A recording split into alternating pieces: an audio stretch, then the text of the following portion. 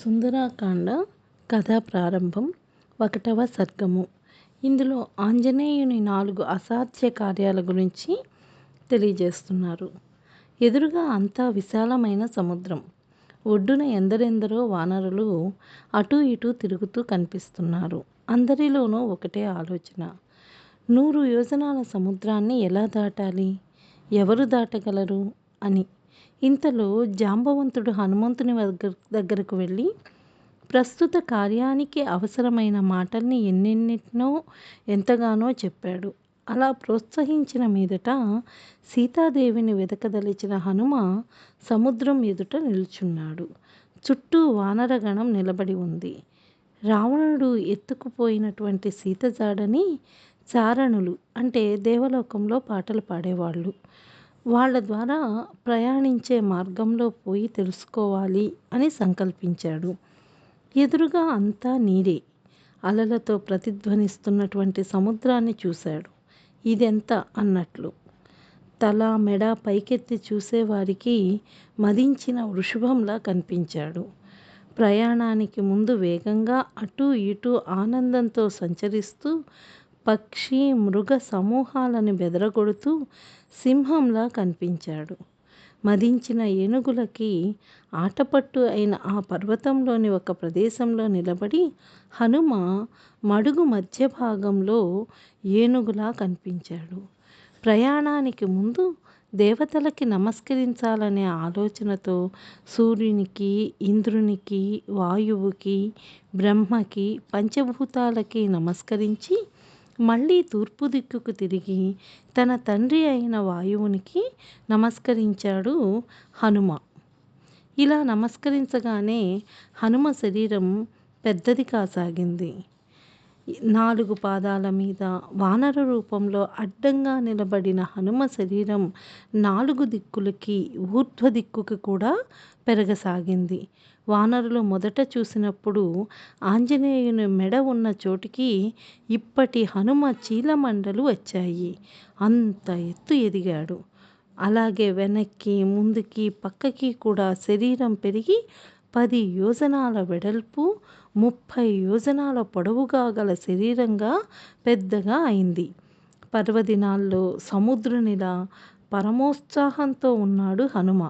నమస్కరిస్తూ నిలబడిన అంగదాది వానరులు తమ మెడని ఎత్తినా చూడలేనంత ఎత్తుగా అయ్యాడు హనుమ. ఎగరదలిచిన హనుమ ఒక్కసారిగా పర్వతం మీద ఊగగానే పర్వతం కదలసాగింది. ఆ కదులుడికి చెట్లు పూలు రాల్చి ఆంజనేయునికి శుభం పలికినట్లయింది. తన నిండా పూలు పడి ఆ పర్వతం పుష్పగిరిలా ప్రకాశించింది. ఆ పర్వతపు గుహల్లో ఉండే జంతువులన్నీ పర్వతం కదలడంతో ఒకదాని పిమ్మట మరొకటి అతి భయంకరంగా అరిచాయి. పర్వతంలో ఉన్న సర్పాలు అకస్మాత్తుగా పడగలు విప్పి కంఠం మీది కృష్ణపాదాలు కనపడేలా నిటారుగా నిలబడి ఎర్రని కళ్ళతో కోపంగా ఆ రాళ్ళని ఎన్నో మార్లు కాట్లు వేశాయి. విషాన్ని హరించే ఔషధులు ఆ పర్వతం మీద ఉన్నప్పటికీ వాటి విషం తీవ్రతకి ఆ పర్వతంలో ఉన్న బండరాళ్ళన్నీ ముక్కలు ముక్కలుగా పగిలిపోయాయి. తాపసులంతా ఏం జరుగుతుందో తెలియక భయపడ్డారు. విద్యాధర దంపతులు ఎందరో తమ విలువైన వస్తువుల్ని విడిచి ఆకాశంలోకి ఎగిరిపోసాగారు. అలా ఎగురుతూ క్రిందికి చూస్తూ పర్వతంలోని మహర్షులందరూ వాళ్ళలో వాళ్ళు ఇలా అనుకుంటూ ఉన్నారు.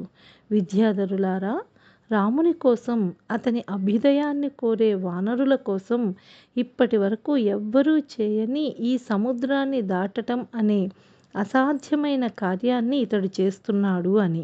ఇలా దాటదలచటం హనుమ చేసిన మొదటి అసాధ్య కార్యం. తన వల్ల పుట్టిన ఈ ఉపద్రవాలకి ఆనందించాడు. సంతోషంతో ఒక్కసారిగా ఒళ్ళు విరుచుకున్నాడు.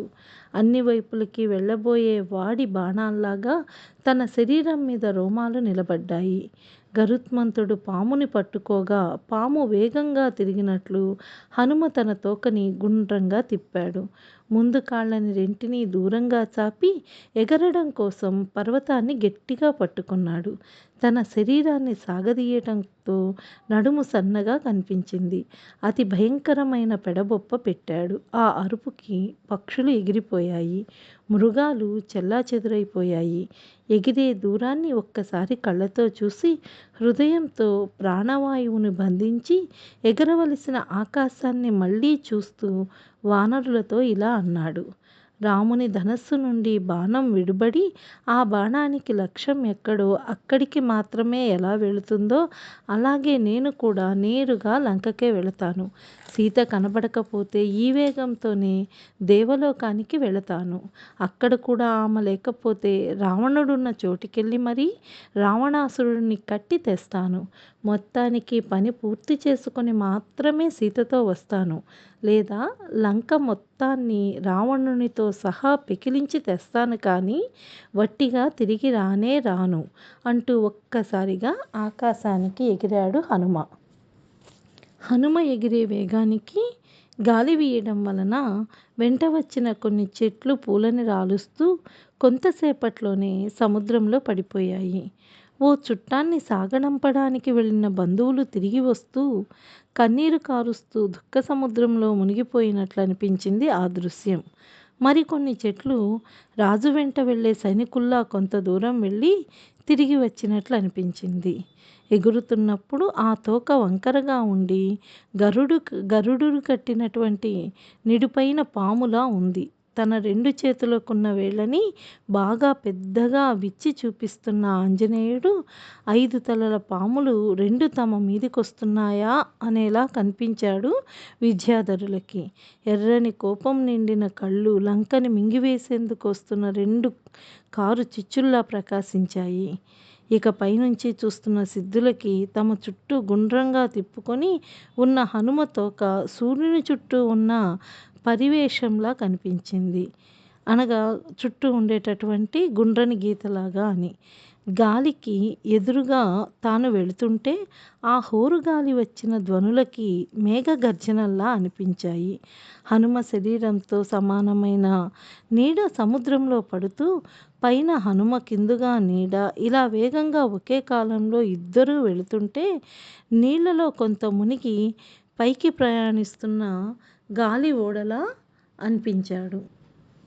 తన గాలి వేగానికి సముద్రంలోని నీళ్లు అటూ ఇటూ చెల్లాచెదురైపోతే కిందనున్న జలచరాలు కొంతసేపు స్పష్టంగా కనిపించసాగాయి. ఆకాశానికి తాడు కట్టినట్లు భూమి ఆకాశాల మధ్యగా సముద్రం మీద అడ్డంగా ప్రయాణించే పెద్ద ఏనుగులా ఉన్నాడు మారుతి. అతనికి కష్టం కలగకుండా సూర్యుడు ప్రకాశం తగ్గించాడు. వాయువు అనుకూలంగా వీచాడు. యక్ష కిన్నెర కింపురుషులు స్తుతించారు.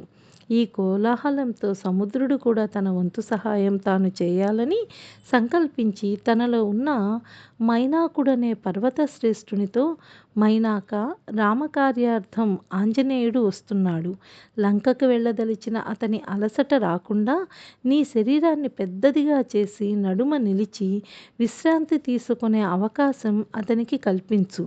పాతాళ రాక్షసులు రాకుండా అడ్డుగా సముద్రంలో నిలబడి లోకానికి సహాయం చేసే స్వభావం ఉన్న నువ్వు ఈ పని చేసి సత్పురుషుల అనుగ్రహాన్ని పొందు అని చెప్పి అన్నారు. మైనాకుడు తన బంగారు శృంగాలతో పైకి లేచి నిలబడగానే అతన్ని ఓ విఘ్నకర్త అని భావించిన ఆంజనేయుడు రొమ్ముతో ఒక్క తోపు తోశాడు. దానితో శరీరం గగుర్పొడిచిన మైనాకుడు మనుష్య రూపాన్ని ధరించి తన పర్వత శిఖరంపై నిలిచి ఇలా అన్నాడు. ఉపకారం చేస్తే ప్రత్యుపకారం చేయటం శాశ్వత ధర్మం. రామునికి పూర్వులైన సగరపుత్రులు సాగరాన్ని ఏర్పాటు చేశారు. అలా కృతజ్ఞతగా భావంతోనే సముద్రులను నీకు అలుపు తీర్చేందుకు నన్ను పంపించారు. అతడు నీకు ఈ విధంగా ప్రత్యుపకారం చేయదలిచాడు. నాకున్న రెక్కలని ఇంద్రుడు నరకబోతుంటే మీ తండ్రి వాయువు నన్ను వేగంగా సముద్రంలో పడేలా చేసి నా రెక్కలని నన్ను రక్షించి నాకు ఉపకారం చేశారు. నేను ఈ విధంగా ప్రత్యుపకారం నీకు చేయదలిచాను. ఆశ్రయం ఇచ్చి రక్షించిన సముద్రుని మాట మీద అతనికి ప్రత్యుపకారం చేయదలిచాను. ఎంతటి అధముడైనా అతిథి అయితే పూజార్హుడే కాగా నీలాంటి ధర్మజుడు అతిథిగా వస్తుంటే ఇక చెప్పవలసిందేముంది?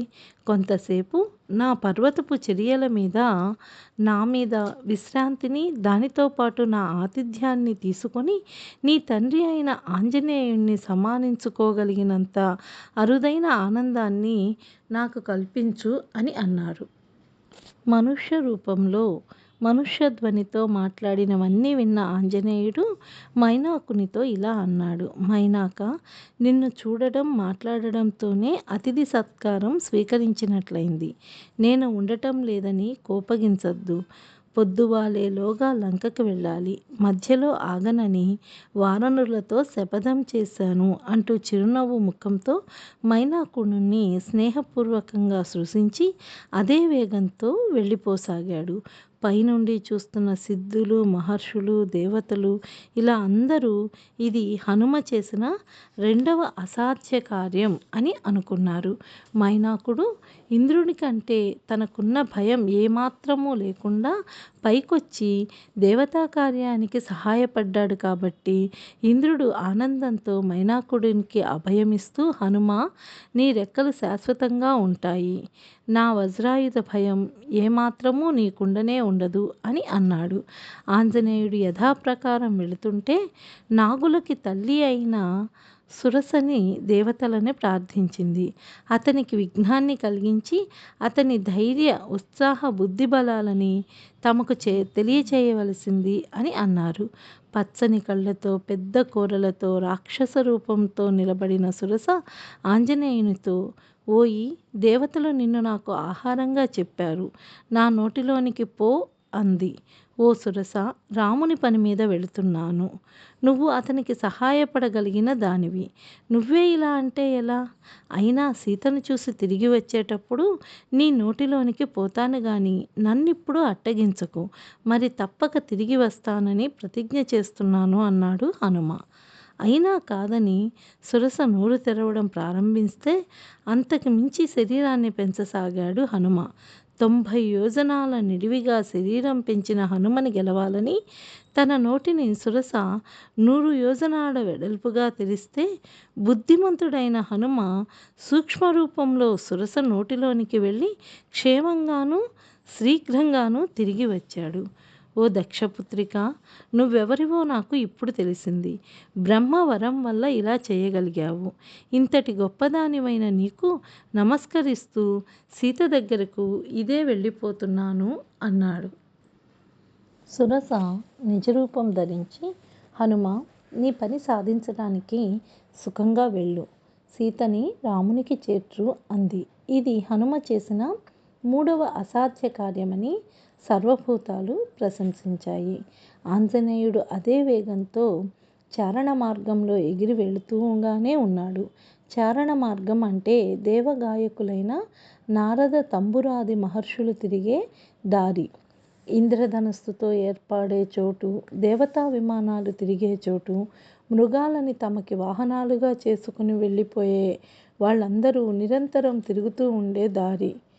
పిడుగులకి అగ్ని అతి భయంకరంగా రగిలే చోటు, దేవేంద్రుని ఐరావతం నడిచే చోటు, విశ్వావసుడు అనేటటువంటి గంధర్వరాజు నివాసము, అలాగే విద్యాధర సమూహాలు, అశ్విని మొదలైన నక్షత్రాలు, కుజుడు మొదలైన గ్రహాలు, సూర్యచంద్రులు ఎప్పుడూ తిరుగుతూ కనిపిస్తుండే చోటు కూడా అదే.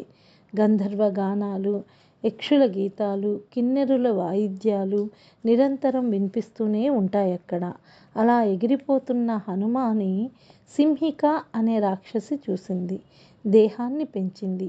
హనుమని తినడం కోసం అతని నీడను పట్టుకుంది. తన వేగం కుంటుపడటంతో పైకి కిందకి పక్కలకి చూసి తనకు క్రిందుగా ఉన్న సముద్రంలో నుంచి లేచిన మహారాక్షసిని గమనించి వర్షాకాల మేఘంలా శరీరాన్ని అప్పటికప్పుడు మరింత పెంచాడు హనుమ. సుగ్రీవుడు నన్ను పంపుతూ సముద్రంలో నీడని పట్టుకునే రాక్షసి ఒకటి ఉంటుందన్నాడు. అది బహుశా ఇదే అయి ఉండవచ్చన్నమాట అని భావించాడు. దేహం పెంచిన రాముని మింగేటంతగా నోరు తెరిచింది సింహిక. పాతాళ ద్వారం ద్వారా దాని నోటిలోని ఆయువు పట్టుకొని చూచాడు హనుమ. తన దేహాన్ని క్షణంలో అతి సూక్ష్మం చేసి రాహువు నోటిలోనికి పోయే పూర్ణచంద్రునిలా దాని నోటిలోనికి పోయాడు. అది నోరు మూసేలోగా తన గోళ్లతో దాని ఆయువు పట్టుని చీల్చి మళ్ళీ పైకొచ్చేశాడు. అది చచ్చి సముద్రంలో పడిపోయింది. ఇలా చచ్చిపడిన హింసికను చూసి ఆకాశంలోని భూతాలన్నీ ఆంజనేయుణ్ణి ప్రశంసిస్తూ, ఓ హనుమ, ఎందరికో అపకారం చేసిన ఈ సింహిక నీ చేత చంపబడింది. ధైర్యము, సూక్ష్మదృష్టి, విషయాన్ని ఆలోచించే బుద్ధి, పనిని సాధించుకునే శక్తి అనే ఈ 4 ఉన్న సింహికనే చంపిన నీకు ఇక అసాధ్యము అనేది లేదు. సీతాన్వేషణ చేసి రామానుగ్రహం పొందు అని పలికాయి. ఆంజనేయుడు చేసిన 4వ అసాధ్య కార్యం సింహికా వధ. రాహువు చంద్రుణ్ణి పట్టుకుంటాడు. కొంతసేపటికి అదే చంద్రుడు రాహువు నోటి నుంచి బయటికి వస్తాడు. అయితే రాహువు కంఠాన్ని విష్ణువు ఛేదించాడు. అలాగే సింహికని కూడా ఆంజనేయుడు చంపి బయటికి వస్తాడని చెప్పడమే రాహువు నోటిలోని చంద్రునిలా హనుమ వెళ్ళాడని పలకడంలోని భావం. సముద్ర భాగం అయిపోయి ఒడ్డు కనిపిస్తుంటే తన విశాల రూపాన్ని తగ్గించుకొని ఒడ్డున దిగాలని నిశ్చయించుకున్న హనుమ తన పూర్వపు రూపాన్ని పొంది శరీరాన్ని తగ్గించేసుకున్నాడు తనంత తానుగా. అజ్ఞానం పోయిన ఆత్మజ్ఞానిలా బలిని సంహరించి త్రివిక్రమావతారాన్ని విడిచిన వామనునిలా పూర్వపు రూపాన్ని ధరించి ఎదురు చూడసాగాడు.